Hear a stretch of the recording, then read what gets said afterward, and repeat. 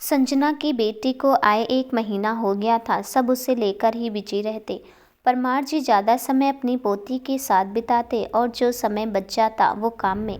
संजना ने भी ऑफिस जाना शुरू कर दिया। सबके मना करने पर भी उसने काम को संभाल लिया, पर ऑफिस से वो जल्दी आ जाती और अपनी बेटी के साथ खेलती। कल्पना शॉपिंग ऐप इंटरनेशनल में भी अच्छा मार्केट करने लग गया। आनंद ग्रुप ऑफ इंडस्ट्रीज मार्केट में बहुत अच्छा प्रॉफिट करने लगी। संजना, विराज और परमार जी सक्सेस से बहुत खुश थे। सब नवी को प्यार और दुलार से रखते। नवी ना ज़्यादा रोती और ना ही किसी को ज़्यादा परेशान करती। वो सबके साथ मस्ती करती और खेलती। 1 महीने में ही उसे सबसे ज़्यादा अपने दादू से लगाव हो गया था। दादू के साथ वो दिन भर हंसती खेलती रहती।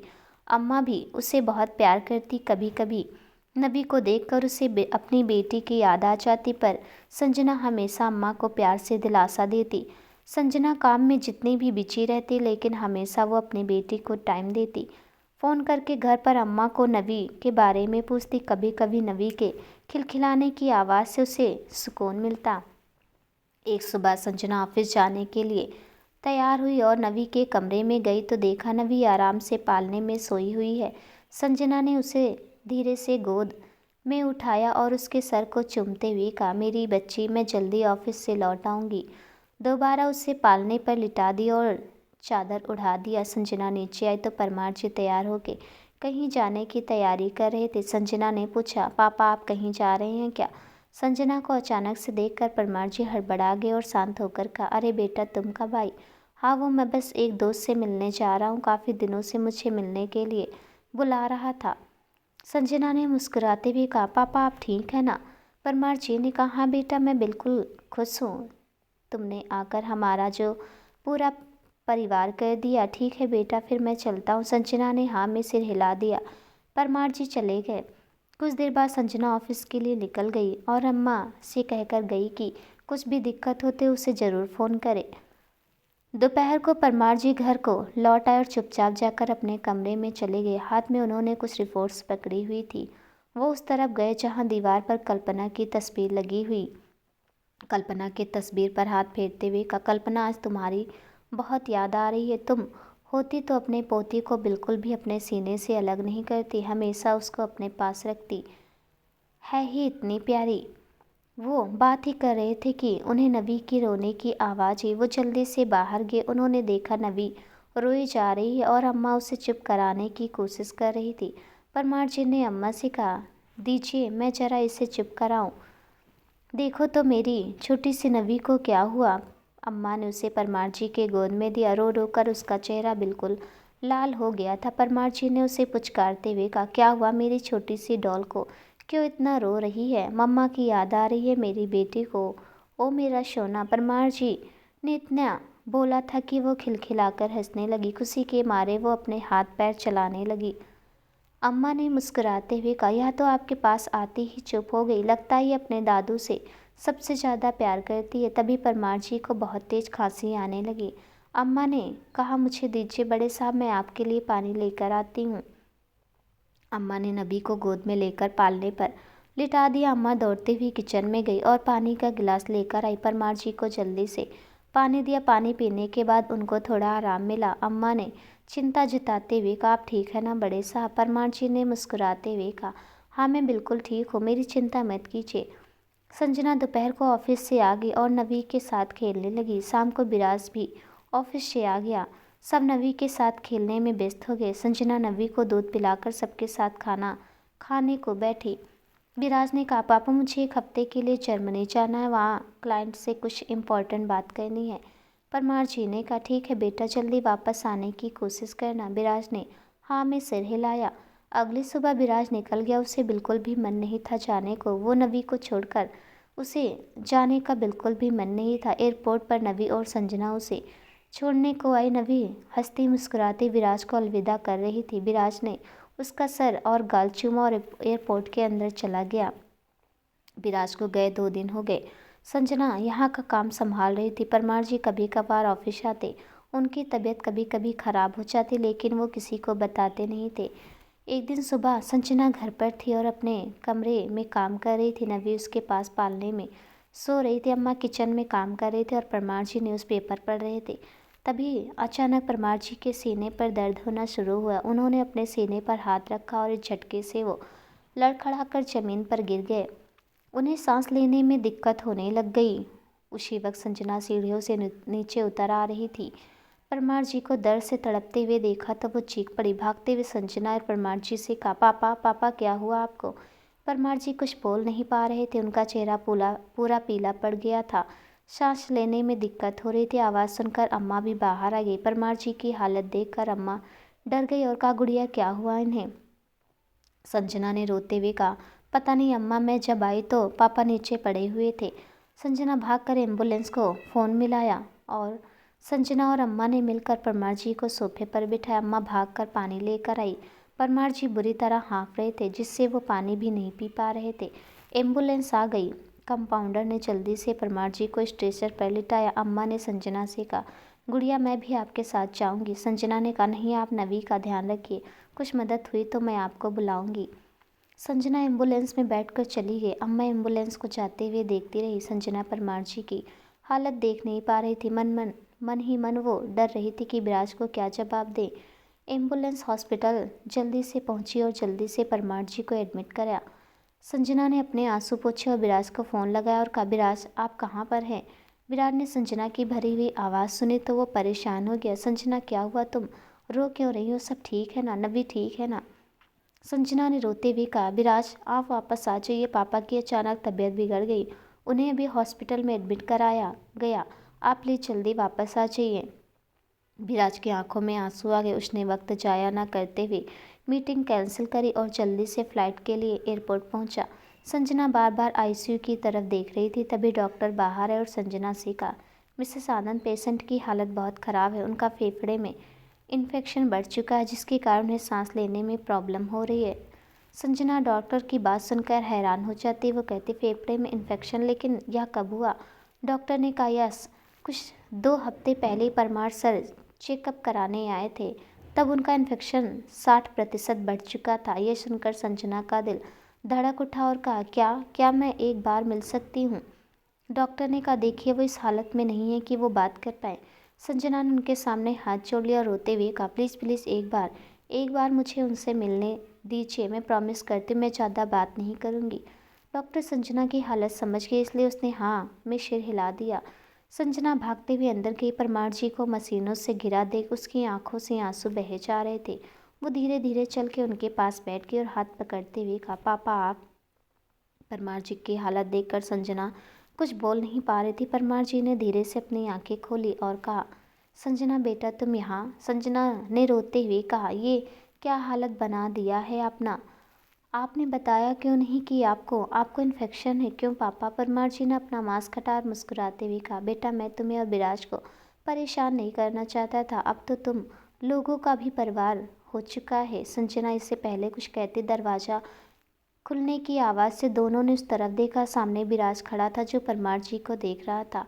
उसे देखकर संजना साइड में खड़ी हो गई। विराज जल्दी से आकर उनका हाथ पकड़ लिया और रोते हुए कहा, पापा ये क्या हुआ आपको? परमार जी ने कहा, कुछ नहीं बेटा, मुझे कुछ नहीं हुआ, बस ये समझ लो तुम्हारी माँ मुझे बुला रही है। विराज ने उनका हाथ कसकर पकड़ लिया और झूठा गुस्सा दिखाते हुए कहा, बस चुप हो जाइए पापा, चुप हो जाइए, कोई आपको नहीं बुला रहा, ऐसी बातें मत कीजिए, बस आपको जल्दी से ठीक होना है और घर आके नवी के साथ खेलना है। परमार जी ने संजना की तरफ देखते हुए कहा, संजना इधर आओ बेटा। संजना जल्दी से आई और परमार जी का हाथ पकड़ लिया। परमार जी ने दोनों को देखा और कहा, संजना मुझसे वादा करो कि इसका विराज की तरफ देखते हुए साथ कभी नहीं छोड़ोगी। ये बहुत भोला है, कभी भी अपनी समस्या किसी को नहीं बताता, बस खुद झेलता रहता है। इसको इतना प्यार देना कि इसे कभी भी अपने माँ पापा की याद ना आए। विराज ने रोते हुए कहा, नहीं, आप हमें कभी भी छोड़कर नहीं जाएंगे, सब ठीक हो जाएगा पापा, मैं सब ठीक कर दूंगा। अचानक से पूरे रूम में एक खामोशी छा गई। बिना पलके झपकाए परमार जी विराज को देख रहे थे। उनकी हाथ की पकड़ ढीली हो गई। विराज और संजना को कुछ समझ नहीं आ रहा था। जैसे विराज ने अपना हाथ छोड़ा, परमार जी का हाथ लुढ़क गया। वो चले गए उस दुनिया में जहाँ कोई वापस नहीं आता। विराज ने धीरे से कहा, पापा। संजना इससे पहले कुछ समझती वो भाग कर गई और डॉक्टर को बुला लाई। डॉक्टर भाग कर आए। परमार के नर्व चेक किया और कहा, I am sorry Mrs Anand is no more. Sanjana और विराज को सुनकर एक झटका लगता है। डॉक्टर परमार आंखों को बंद कर देते और सफ़ेद चादर उड़ा देते हैं। विराज अभी भी परमार जी का हाथ पकड़े बैठा हुआ था। संजना धीरे से गई और उसने हाथ छुड़ाया। विराज की आंखों से आंसू सूख चुके थे। संजना ने उसके कंधे पर हाथ रखकर कहा, विराज पापा।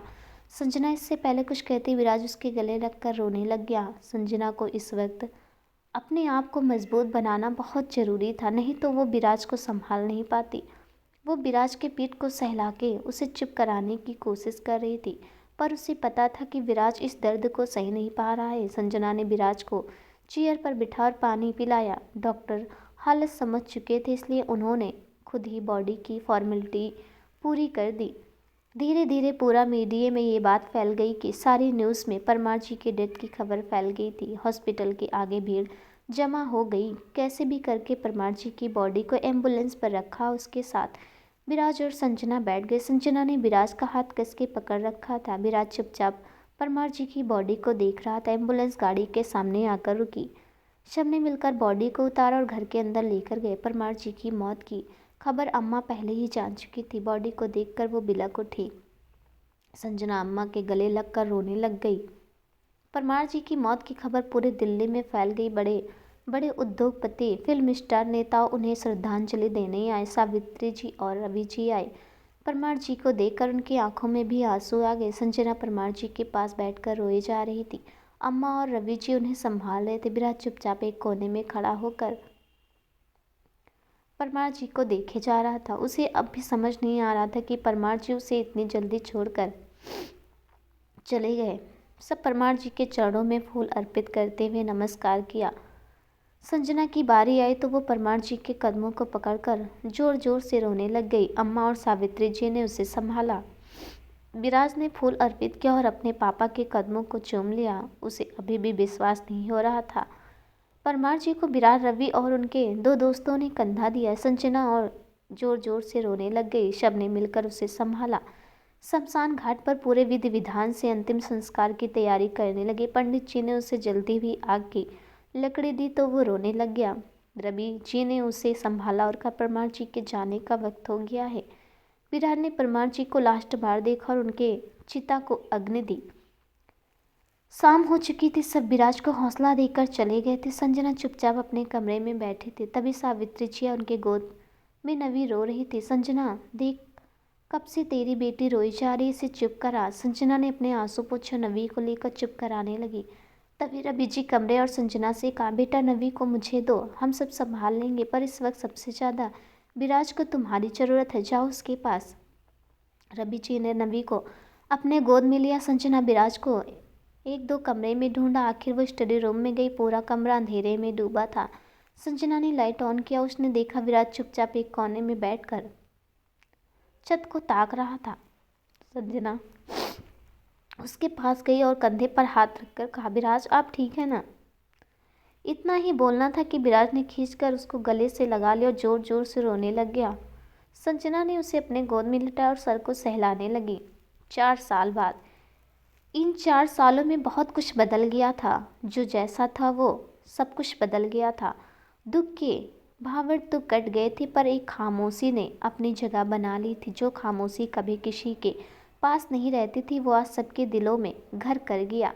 जो परिवार दिन भर हंसता खेलता रहता था, आज सबको एक हंसी की गूंज तक सुनाई नहीं देती। वो कहते हैं ना, लोग कहते हैं समझो तो खामोशियाँ भी बोलती हैं आंखों से। खामोश हूँ, वो बरसों से बेखबर है।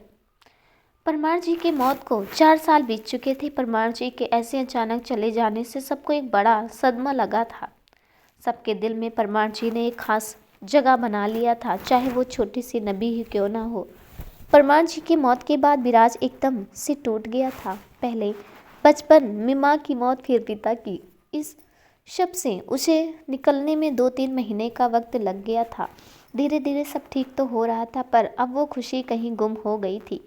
विराज ने काम को ही अपना पूरा परिवार बना लिया था। दिन भर वो ऑफिस में कामों में बिजी रहता था। क्लाइंट के साथ मीटिंग करना, बिजनेस टूर पर जाना, नए नए प्रोजेक्ट को लॉन्च करना, उनके बारे में डिस्कस करना, यह सब उसका डेली रूटीन बन गया था। एक एक महीने तक वो बिजनेस टूर पर रहता, अलग अलग कंट्री सिटी जगह पर जाकर वो अपने कंपनी को का प्रमोट करता। परमार जी की मौत के बाद उसने चेयरमैन का पद संभाल लिया, जिससे उसका काम और बढ़ गया था। वो आगे बढ़ तो चुका था, पीछे उसका बहुत कुछ छूट गया था। वो था उसका परिवार, हाँ वही उसका हंसता खेलता परिवार जिसके लिए उसे कभी कामना किया था।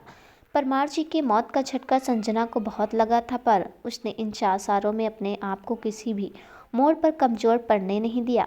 उसने घर और काम दोनों मिलकर संभाल लिया और साथ में अपनी छोटी सी 4 साल की बेटी नवी को भी।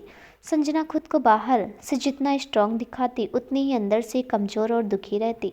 विराज के महीने तक बाहर रहने से घर पर एक शूनापन रह जाता, पर नवी की चहकना और उसे प्यार देना उसे थोड़ा सुकून देता था। संजना कंपनी की लीगल मैटर्स को बहुत अच्छे से हैंडल करना सीख चुकी थी, जिसके कारण कंपनी बहुत अच्छे से ग्रोथ कर रही थी। अम्मा अब थोड़ी बूढ़ी हो गई थी, जिसके कारण वो ज़्यादा काम नहीं कर पाती थी और घुटनों के दर्द के कारण वो ज़्यादा देर खड़ी भी नहीं रह सकती थी, जिसके कारण वो खड़ी होकर खाना भी नहीं बना पाती थी। पर संजना ने यह काम भी अच्छे से संभाल लिया। उसने सुबह के नाश्ते से लेकर रात के खाने तक सब कुछ संभाल लिया। विराज ने काम को ही सब कुछ मान लिया था, देर रात तक काम करता और जब सोने का मन होता तब किसी और कमरे में जाकर वो सो जाता। अनजाने में ही उसने संजना और नवी से दूरियां बना लिया था। विराज और संजना के कमरे में सिर्फ नवी और संजना सोती। संजना को विराज की कमी महसूस होती, लेकिन विराज के अंतर्मुखी व्यवहार से वो कुछ बोल नहीं पाती थी। पर संजना विराज की हर ज़रूरत का ध्यान रखती, चाहे उसका बर्थडे मनाना हो या किसी चीज़ की याद दिलाना। संजना हर छोटी मोटी चीज़ करती जिससे विराज को कोई दिक्कत ना हो। संजना जहाँ विराज को किसी भी चीज़ की कोई कमी नहीं होने देती, वहीं विराज अपने आप को काम में इतना उलझा लिया था कि उसे याद ही नहीं रहता, चाहे संजना का बर्थडे हो या कोई फेस्टिवल। पर इन 5 सालों में संजना ने कभी भी किसी भी बात पर विराज से शिकायत नहीं की। वो शायद समझ चुकी थी कि विराट परमार जी की मौत का गम भुलाने के लिए अपने आप को काम में डुबा दिया। इन 4 सालों में छोटी सी नबी भी अपने पापा के प्यार को तरस गई। नबी जब भी अपने पापा के कमरे में जाती तो या तो विराज काम में व्यस्त होता या कहीं बाहर गया होता। नबी विराज को देखने के लिए भी तरस जाती। एक दिन विराज किसी क्लाइंट से बातें कर रहा था, तभी नबी आई और खेलने लगी। उसको बात करने में दिक्कत होने लगी। उसने गुस्से भरी नज़रों से नबी को देखा, जिससे वो डर से रोने लगी और दौड़कर संजना के पास चली गई। संजना ने उसे अपने सीने में छुपा लिया और प्यार से उसे समझाकर चुप कराया। तब से नवी विराज के पास जाने से डरती है। संजना इन 4 सालों में एक अच्छी माँ बन गई थी। उसने नवी को बहुत प्यार और दुलार दिया। नवी 4 साल की हो गई तो संजना ने उसे प्ले स्कूल में डाल दिया, जिससे वो कुछ दोस्त भी बना पाए और वो भी काम में ध्यान दे पाए। दोपहर को संजना स्कूल से नवी को लेकर आती। नवी सारी दुनिया भर की बातें संजना को बताती। संजना मुस्कुराती हुई उसकी बातें सुनती। छोटी सी नवी जितनी नटखट थी उतनी ही दिल की अच्छी आंखें बिल्कुल संजना पर गई थी झील जैसे। संजना की छवि ही छोटी सी नवी में दिखती थी। अपनी बातों से वो किसी को भी मनमोह लेती थी। आज परमार जी की बरसी थी। परमार जी के गुजरे हुए 4 साल हो गए थे। संजना उनकी तस्वीर के सामने फूल चढ़ा रही थी, हाथ जोड़कर। उसने आंखें बंद किया, आंसू गिरकर उसके गाल तक पहुँचे। नवी नासमझ स्थिति में कभी संजना को देख रही थी। उसने तुतलाती जुबान से कहा, अम्मा आप एवरी ईयर इस फोटो पर फ्लावर्स क्यों चढ़ाते हो? संजना ने अपनी आंखें खोली और वो नवी को गोद में लिया और परमार जी को देखते हुए कहा, बेटा ये आपके दादू हैं, आज इनकी बरसी है ना, हम याद करने के लिए फ्लावर चढ़ाते हैं, चलो अब आप भी चढ़ाओ। नन्हे नन्हे हाथों से नवी ने फोन लिया और परमार जी के तस्वीर पर चढ़ा दिया और संजना को देखकर हाथ जोड़ लिया। नवी गोद से उतरी और संजना से कहा, मम्मा दादू कहाँ हैं? संजना ने भर्राए गले से कहा, वे ऐसे जगह गए जहाँ से कोई लौट कर नहीं आ सकता। तभी सीढ़ियों से विराज उतरता है। दोनों उसकी तरफ देखते हैं। वो परमार जी की तस्वीर के पास आता है। संजना और नवी साइड में खड़े हो जाते हैं। विराज फूल लेकर उनके तस्वीर पर चढ़ाता और आँख बंद करके हाथ जोड़ता है। आंखें खोलकर संजना की तरफ देखता है। संजना आज तुम घर पर रुकोगी? गुप्ता इंडस्ट्रीज से मिस्टर गुप्ता आ रहे हैं आज डिनर के लिए, तो आज का सारा अरेंजमेंट देख लेना। संजना ने हाँ में सिर हिला दिया। विराज के जाते ही नवी खुशी से चिल्लाने लगी। संजना ने उसे चुप कराते हुए कहा, क्या हुआ, आप इतना शोर क्यों मचा रही हैं? पता है ना अम्मा आराम कर रही हैं। नवी ने अपने होठ पर उंगली रखा। उसने इतने प्यार से किया कि संजना को हंसी आ गई। उसका सर चूमते हुए कहा, अब बताओ क्या हुआ? नवी ने मुस्कुराते हुए कहा मासूमियत से, अम्मा आज गेस्ट आने वाले हैं।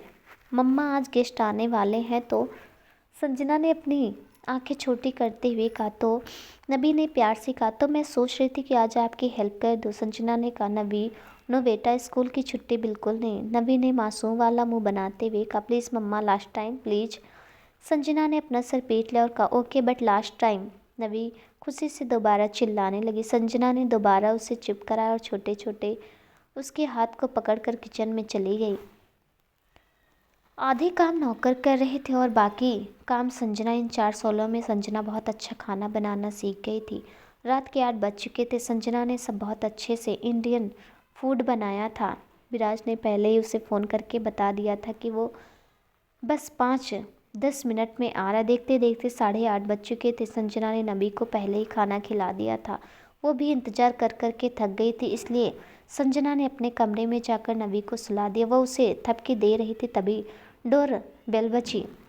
संजना ने उसे चादर उड़ाया और भागते हुए नीचे आ गई। दरवाज़ा खुला तो सामने विराज और मिस्टर गुप्ता खड़े थे। संजना ने अंदर आने को कहा। विराज ने मिस्टर गुप्ता से कहा, Mr Viraj meet my wife Sanjana Anand. और संजना ने कहा, संजना इनसे मिलो, यहाँ है गुप्ता इंडस्ट्रीज के मालिक मिस्टर अधिराज गुप्ता। अधिराज ने संजना से हाथ जोड़ते हुए कहा, नमस्ते मिसेस आनंद। संजना अपनी नज़रें झुकाकर उससे नमस्ते कहा। विराज ने अधिराज को सोफे पर बिठाया। संजना सबके लिए चाय बना के लाई। तीनों ने मिलकर चाय पिया। बात में सिर्फ विराज ही बात किए जा रहा था। अधिराज सिर्फ हाँ हूँ कर रहा था और संजना चुपचाप बैठी थी। संजना ने दोनों को खाने के लिए बुलाया। विराज ने अधिराज को फ्रेश होने को कहा और खुद फ्रेश होने चला गया। दोनों फ्रेश होके आए, तब तक संजना ने प्लेट लगा दिया था। दोनों कुर्सी पर बैठ गए। संजना ने दोनों को खाना सर्व किया और खुद के लिए भी लिया। खाते खाते विराज ने संजना से कहा, संजना मिस्टर गुप्ता अब हमारे बिजनेस पार्टनर हैं। इन्होंने 6 साल में अपनी कंपनी को बहुत अच्छे से आगे बढ़ाया बिना किसी के हेल्प के। अधिराज ने कहा, नहीं मिस्टर विराज, इतनी तारीफ ठीक नहीं है। विराज ने कहा, मिस्टर अधिराज मेरी वाइफ हमारी कंपनी के लीगल एडवाइज़र हैं। 1 महीने तक मैं एक डील के लिए बाहर जा रहा हूँ। अगर आपको कुछ भी प्रॉब्लम होगी तो आप संजना को कॉल करके या ऑफिस में भी पूछ सकते हैं। अधिराज ने हाँ में सिर हिला दिया। खाना खाने के बाद विराज और अधिराज कुछ देर बात किया और फिर चला गया। संजना रात को सोने के लिए कमरे में आई तो उसके मोबाइल बज रहा था। संजना ने देखा तो किसी अननोन नंबर से मैसेज आया था और लिखा हुआ था, meet me at Kashmiri gate on 12 o'clock। Sanjana ने फ़ोन रख दिया और नवी के सर पर हाथ फेरा और उसको सीने से लगाकर सो गई। अगली सुबह विराज दिल्ली से निकल गया और नवी को तैयार करके उसे प्ले स्कूल छोड़ दिया। संजना का दिल बहुत जोरों से धड़क रहा था। संजना ने गाड़ी कश्मीरी गेट की तरफ मोड़ दिया। वहाँ अंदर गई तो देखा ज़्यादा भीड़ नहीं थी। वो आगे बढ़ी तो तभी उसकी पीठ किए शर्ट पैंट पहने खड़ा था। संजना आगे बढ़ी और कहा, अधिराज। संजना ने सामने खड़े सख्त से कांपते होठों से कहा, अधिराज। उसकी आवाज़ सुनकर अधिराज पलटा। हल्का purple colour shirt pant, black pant, हाथ में महंगी वाली घड़ी और पैर में महंगे जूते, आंखों पर ब्लैक गॉगल्स। अधिराज ने संजना को देखकर स्माइल किया। वहीं संजना अपनी नज़रें झुकाकर चुपचाप उसके सामने खड़ी थी। अधिराज जैसे ही आगे बढ़ा, संजना पीछे हट गई। अधिराज उसकी मनोस्थिति समझ गया था, इसलिए थोड़ा रुककर धीमे स्वर में कहा, कैसी हो संजना? संजना ने अपनी नज़रें ऊपर किया। उसकी आंखों में नमी थी। उसने कहा, जैसी हूँ आपके सामने हूँ। संजना अधिराज एक दूसरे के सामने खामोश खड़े थे। अधिराज संजना को ही देखे जा रहा था। वहीं आंखों में नमी लिए संजना खड़ी थी, अपने आप को धैर्य के बंधन में तोड़कर। वो रोते हुए उसके सीने से जा लगी। अधिराज ने उसके सर को प्यार से सलाह और अपने आप से अलग करते हुए कहा, तुम ठीक हो ना संजना? संजना ने अपने आंसू पोंछे झूठी मुस्कुराहट अपने चेहरे पर लेकर कहा, ठीक। इन 4 साल से सब कुछ ठीक ही तो है। इन 4 साल में मुझसे सब कुछ छीन लिया, बहुत कुछ खो दिया मैंने। हंसना ज़िंदगी जीना सब कुछ भूल गई हूँ। मैं सिर्फ़ एक बंधन के दायरे में जीती जा रही हूँ और वो बंधन है धैर्य। घुटन महसूस होती है लेकिन तुमने ही तो सिखाया कि यह ज़िंदगी कैसे भी करके जीनी है। कभी गम आएगी तो कभी खुशी, लेकिन पता नहीं क्यों ये ज़िंदगी जीते-जीते अपने आप को एक हारा खिलाड़ी महसूस कर रही हूँ। अधराज ने उसके कंधों से पकड़कर आंखों से आश्वासन दिया। संजना ने दोबारा कहा, माँ ने सिर्फ पैसों के लिए मुझे किसी को सौंप दिया, बिना मेरी मर्जी जाने मुझसे पूछे। पहले मैं राजी नहीं थी, लेकिन पापा की दी कसम ने मुझे मजबूर कर दिया। अजराज ने धीमे स्वर में कहा, फिर क्या हुआ? संजना ने कहा, मुझे पता भी नहीं कि इतने बड़े आदमी ने मुझमें क्या देखा कि उन्होंने मुझे अपने घर की बहू और अपने बेटे की पत्नी के रूप में चुना। मैं तुम्हें उस वक्त सब बता देना चाहती थी, पर मैं खुद इतना परेशान थी कि तुम्हें और परेशान नहीं करना चाहती थी। इसलिए अधराज, इसलिए तुमने उससे शादी कर ली? अधराज ने उसकी बात को बीच में काटते हुए कहा। संजना ने उसकी तरफ देखा और हाँ में सिर हिलाया। आगे कहा, क्योंकि मेरे पास और कोई चारा नहीं था। माँ रोज़ झगड़ा करती।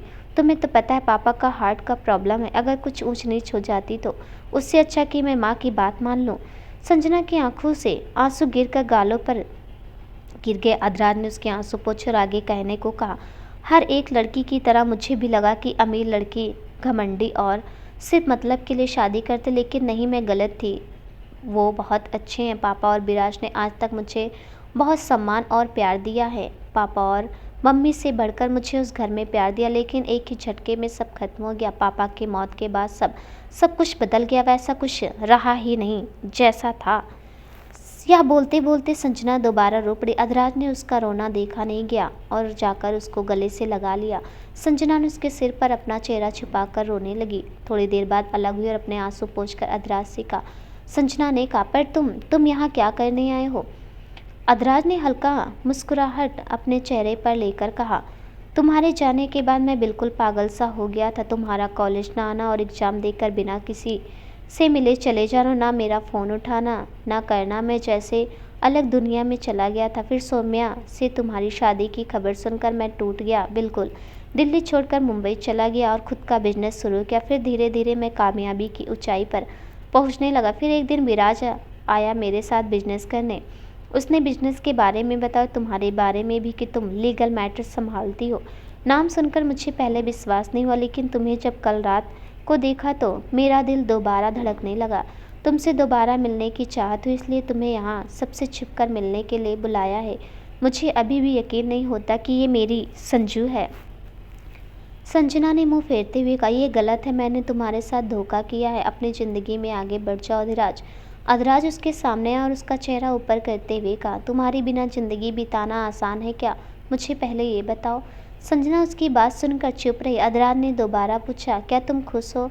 ये सवाल सुनकर संजना अपने आप को रोक नहीं पाई और आंसू के सैलाब उमड़ पड़े।